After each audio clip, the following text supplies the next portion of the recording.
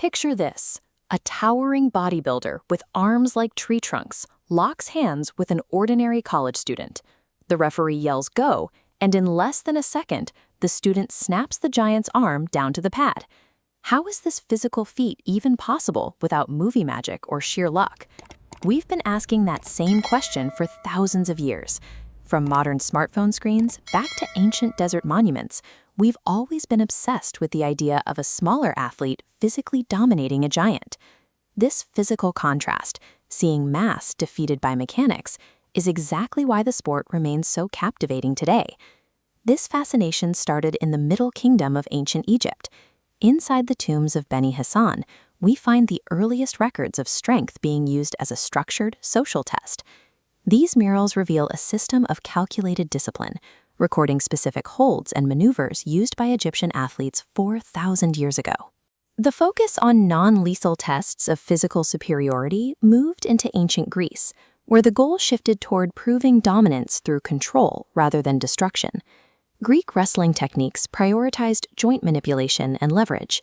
They realized that a balanced stance and specific pressure points could dismantle a larger opponent before they could apply their weight. This became our culture's definitive archetype, David versus Goliath. It is the first and most famous documentation of physical resourcefulness overcoming raw scale. Human history has always revered this philosophy of unarmed honor, where technical efficiency outranks raw size. When we move from ancient stone tables to modern professional disciplines, we see that visible muscle size is a total deception. Science can now explain exactly why modern athletes like Akimbo69 defy our biological expectations. This is a biomechanical analysis of arm wrestling techniques. It proves that what looks like an impossible feat of strength is actually a series of measurable physics calculations. Power output is dictated by tendon insertion, the point where your muscle connects to your bone. If the tendon attachment point shifts a few millimeters forward down the bone, it changes the entire power profile. This creates a mechanical torque advantage, a leverage multiplier, allowing a smaller arm to generate more pinning force than a larger opponent. In the context of anatomical leverage, a purely aesthetic bicep is practically irrelevant.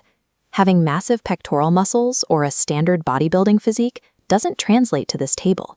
In this specific discipline, they are effectively useless. As the chart shows, the true driving muscles are the pronator teres and wrist flexors. Comparing activation between the top roll and hook grip, both elite techniques rely on locking these deep forearm muscles to control the opponent. Performance is also driven by neurological recruitment, with the brain firing dense electrical signals into the muscles faster than a normal opponent can react.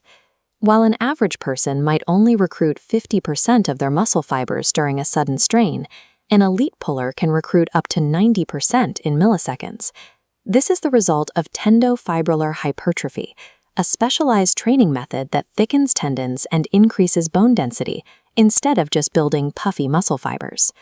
By modifying the invisible connective tissue and increasing neurological speed, an athlete can create an arm with the structural density of steel.